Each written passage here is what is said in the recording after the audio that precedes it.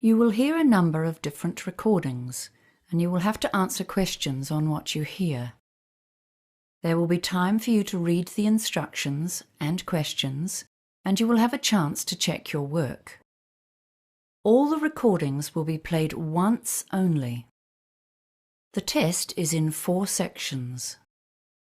At the end of the test, you will be given 10 minutes to transfer your answers to an answer sheet. Now turn to Section 1. Part 1. Hear a student called Joanna telling her friend about an arts festival, which is being held in the city where they are studying. First, you have some time to look at questions 1 and 2.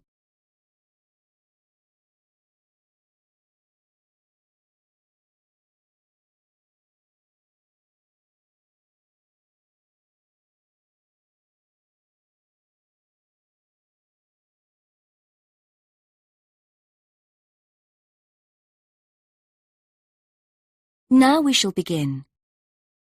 You should answer the questions as you listen, because you will not hear the recording a second time. Listen carefully and answer questions 1 and 2. Hi, Joanna. Where have you been? Hi, Dave. I had to go into college to return a DVD I'd borrowed from the library. Oh, right.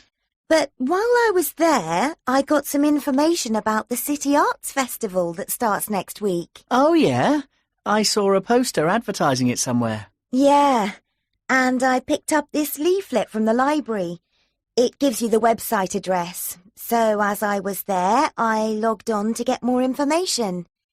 Actually, although they've got the full programme of events fixed now, you can't book online, which seems strange. There's a number to phone, though. And are there student discounts? I guess so, but I didn't notice. Anyway, there are 3 things I'd like to see. An Italian film, a rock concert, and an art exhibition. Oh. The exhibition's free, and you don't need to book, so I'll definitely go to that. But I'm going to get tickets for the film in case they sell out. Good idea. You can always buy concert tickets at the door, because that's in a really big hall. Right. Before you listen to the rest of the conversation, you have some time to read questions 3 to 10.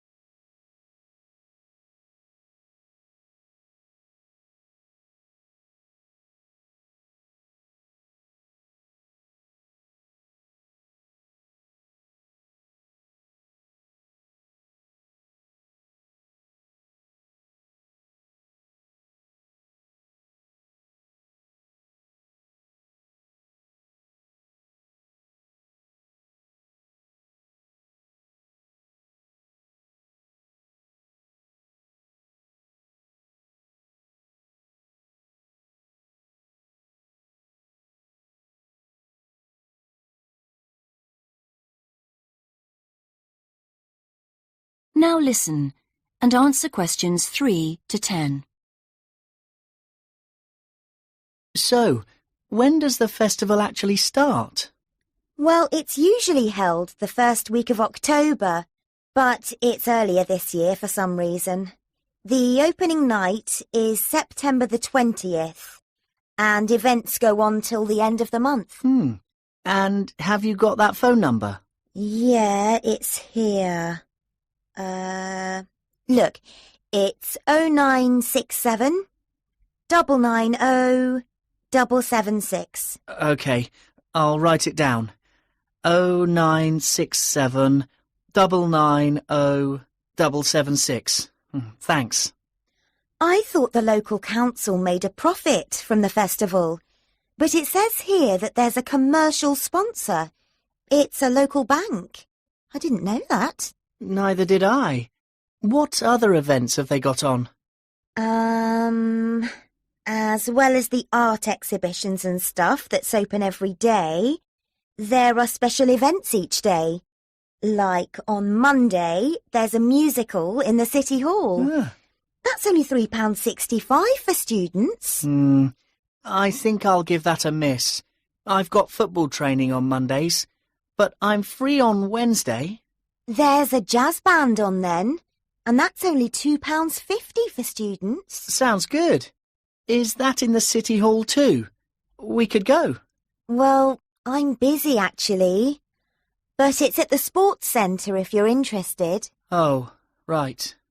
Thursday's the cheapest event, only £1.25 for students, and it's on in the library. Can you guess what it is? Probably the college choir. Actually, no. They've not been asked, apparently. Oh.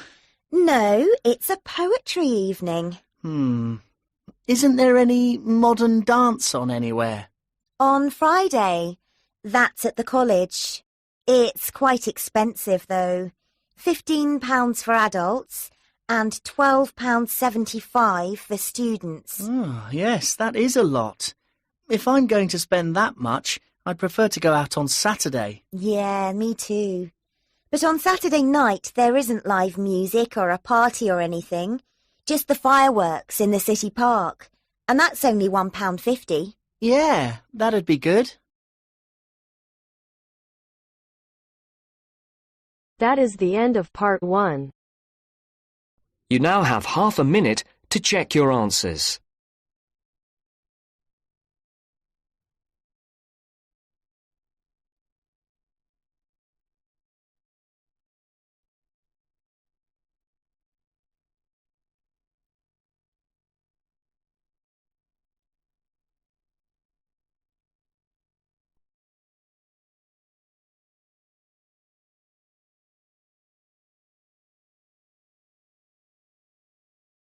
Now turns to part 2. Part 2. You are going to hear a conversation between a student and a driving instructor. First, look at questions 11 to 14.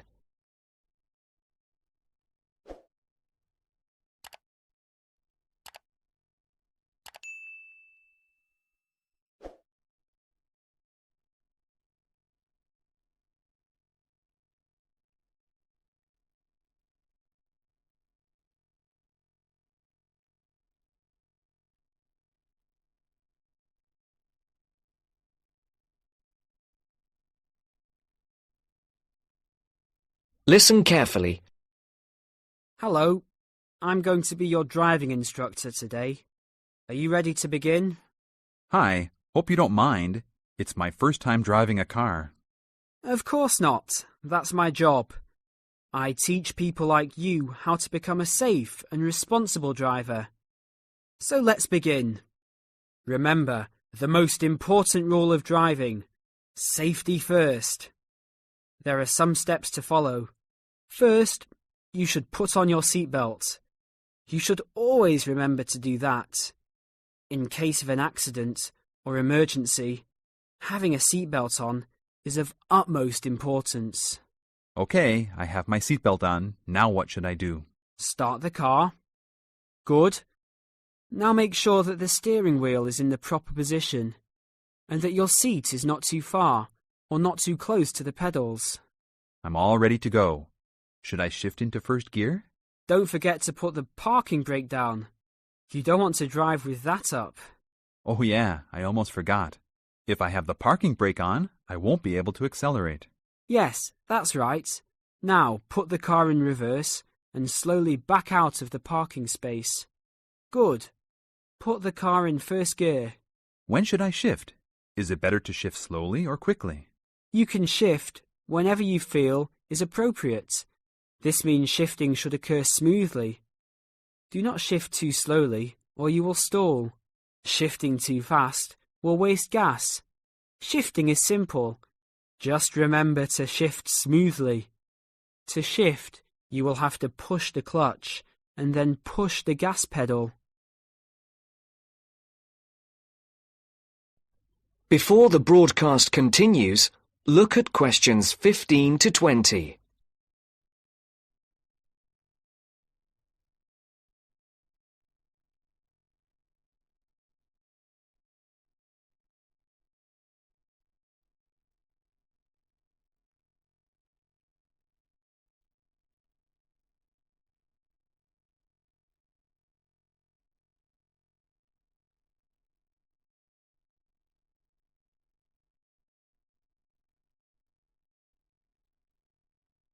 You will now listen to the second part of the talk. Remember, smoothly is the key to good shifting. Like this? Yes, that's good. Now, keep it slow. Don't drive very fast just yet. Be sure to constantly check your mirrors for oncoming traffic. Always be aware of everything that is around you, including 3 important things. Remember these 3: people crossing the streets, other cars, and bicycles riding next to you. What should I do if I see a yellow light? Well, it's always better to brake instead of trying to run it. But if you're travelling at a speed where it's impossible to stop in time, then you should try to make it across the intersection. But remember, you should always try to stop. It's the safest way to avoid an accident. Even if I have to brake very suddenly? Yes, even if you have to brake suddenly. What about if a driver behind me is going a lot faster than I am? You should always be ready to move to a slower lane if a driver behind you is forcing you to go faster than you are comfortable with. Never try to speed up to accommodate a faster driver. You could risk an accident or a speeding ticket. It's better to let him go. That sounds like good advice. Be careful. There is a sharp turn up ahead. Remember to brake before turns. Otherwise, you might flip over if your speed is too high going into a turn. Got it. I know that I should always try to observe all traffic safety. That's right. If safety is not your first priority, it will make driving very dangerous for you and other drivers on the road. Okay, park the car here. You did a great job today for your first day. I'll see you in 3 days. Thanks so much. I will see you then.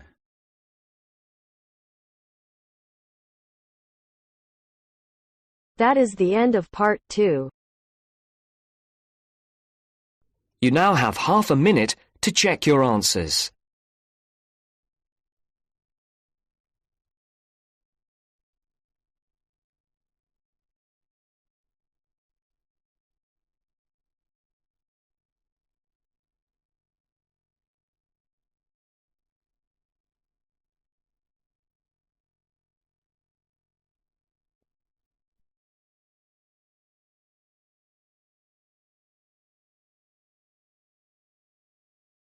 Now turns to part 3.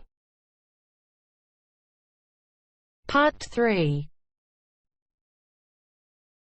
You will hear 2 undergraduates doing a research methods course. A girl called Leela and a boy called Jake having a seminar with their tutor. Now you have some time to look at questions 21 to 24.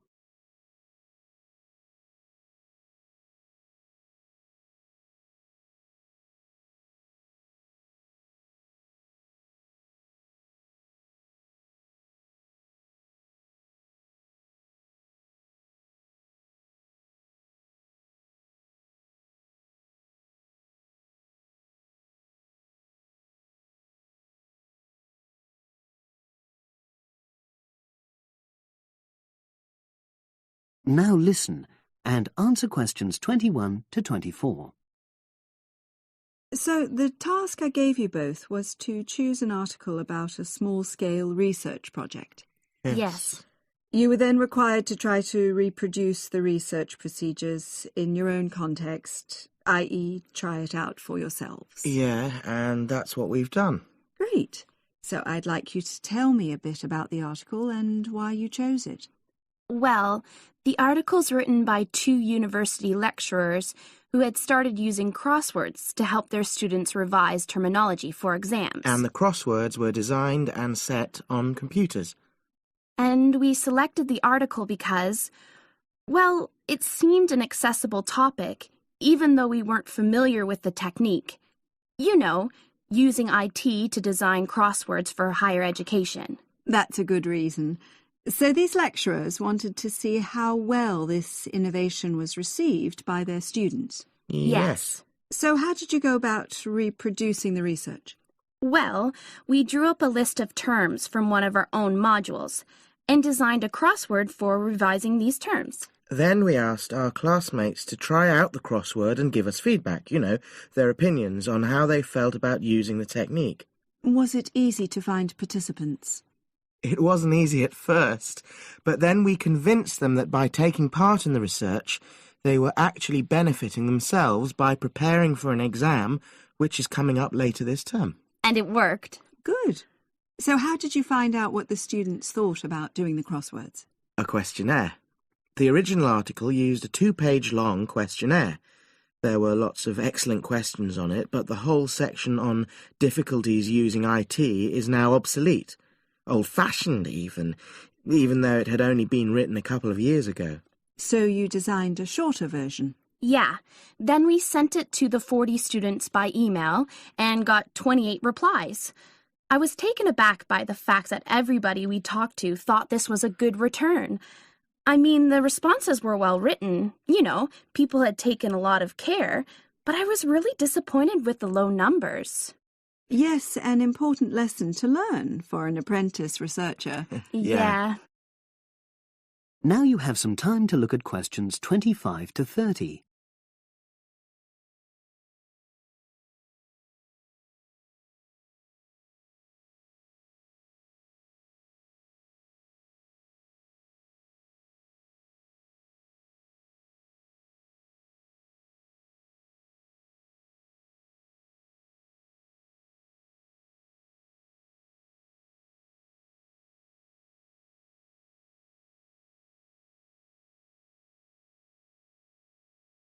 Now listen and answer questions 25 to 30.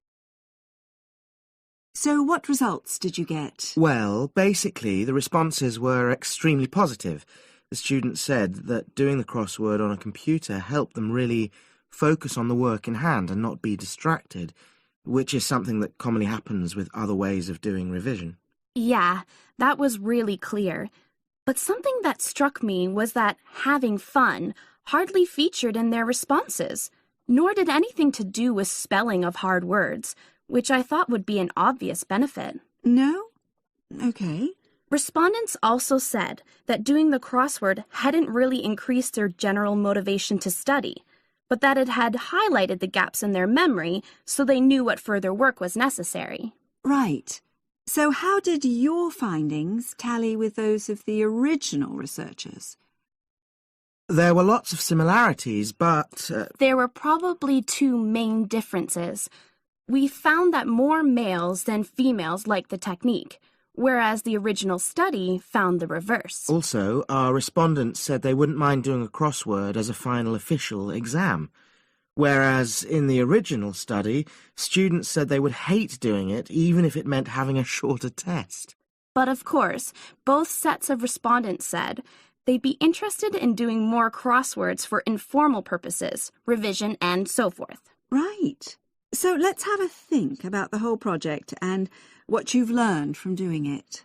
Well, it was very time-consuming. Yeah, and I don't think we managed that aspect very well. It could have been worse. I mean, we didn't have a lot of data, so we didn't have to spend ages processing it. And of course, we'd already done a course on numerical data processing, so there wasn't much new there. Yeah, that's true. Anyway, I think we designed our questions well so that they gave us manageable data. Yeah, it really helped having the original study to guide us, as it were. And that helped us to see what a good research instrument is. What a good questionnaire should be like. Absolutely. We got a lot from that. But when we were writing up the project, I'm not sure whether we'll know how to acknowledge the work of the original study. Our referencing. No, that's something we'll both have to work on in the future. Actually, that part's been great. Finding ways to share and support another person. That's the real plus from the project, learning ways to do that. Well, it's obviously been very successful.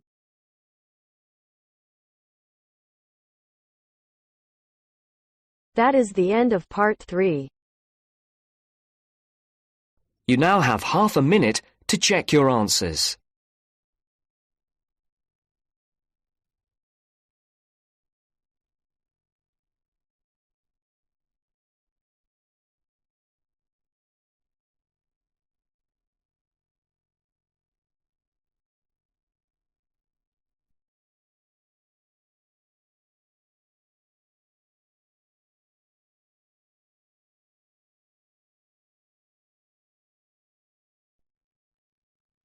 Now turns to Part 4. Part 4. You're going to listen to a talk about tea in the UK. First, you have some time to look at questions 31 to 40.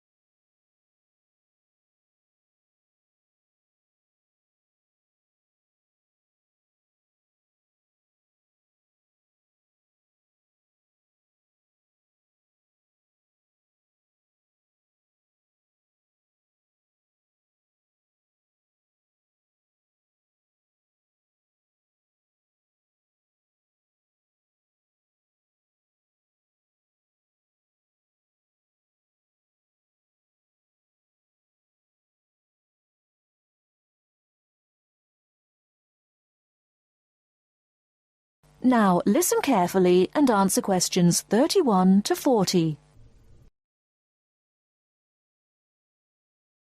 During the 1930s, there was a popular song which had the title, "Everything Stops for Tea," and to millions of British people, a restful cuppa is still an ideal way to relax for a few minutes from the rigours of the day.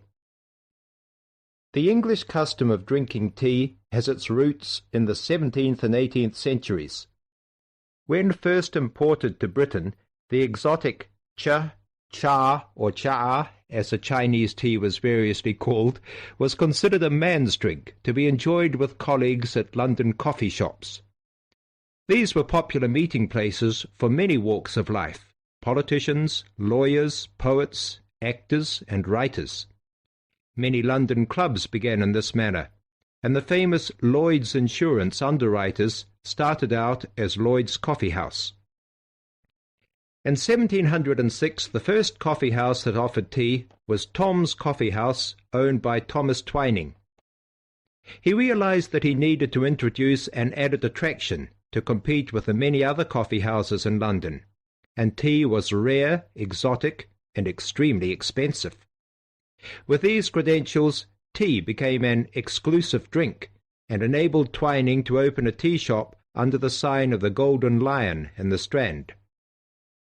By the 18th century, the ladies of the more affluent classes were going China mad, using tea as an excuse for displaying their extravagant purchases of Chinese porcelain and Dresden tea sets.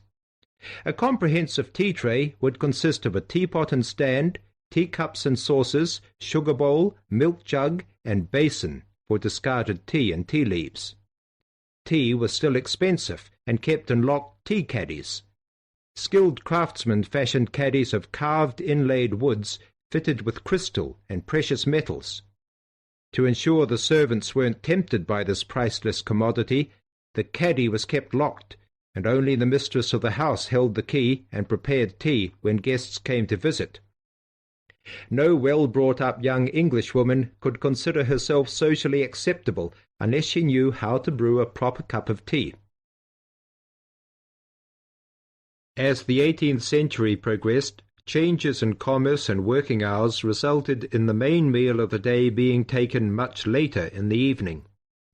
The prospect of lasting from breakfast until evening did not appeal to the Duchess of Bedford, who is usually credited with being the first to alleviate late afternoon hunger pangs by introducing a small 4 o'clock meal served with tea. With time, the light, wafer-thin toast or delicate white bread gave way to exotic fillings like tomato and egg, cucumber, chicken, or potted shrimps, followed by buttered scones, crumpets, or elegant pastries. The popularity of tea continued to spread, but it was not until 1839 that the first shipment of Assam Indian tea was landed in Britain. A healthy trade with India was soon established, and tea clippers, like the Cutty-Sark, now a museum in a dry dock at Greenwich, were reaching the peak of their sailing days. In 1879, the first limited shipments of Ceylon tea began to arrive, and by 1880 this had been firmly established alongside Indian and China teas, giving the broad range of teas that are available today. There have been few changes in 3 centuries of tea trading. London is still the centre, and indeed Twinings still has a shop on the site of the original Tom's Coffee House at 216 The Strand. The name Twining has been linked with tea for over 280 years. Indeed, it was Richard Twining, in his capacity as chairman of the dealers of tea, who in 1784 persuaded Prime Minister William Pitt to reduce the high tax on tea, making the beverage more accessible to the general public. That is the end of part 4. You now have half a minute to check your answers.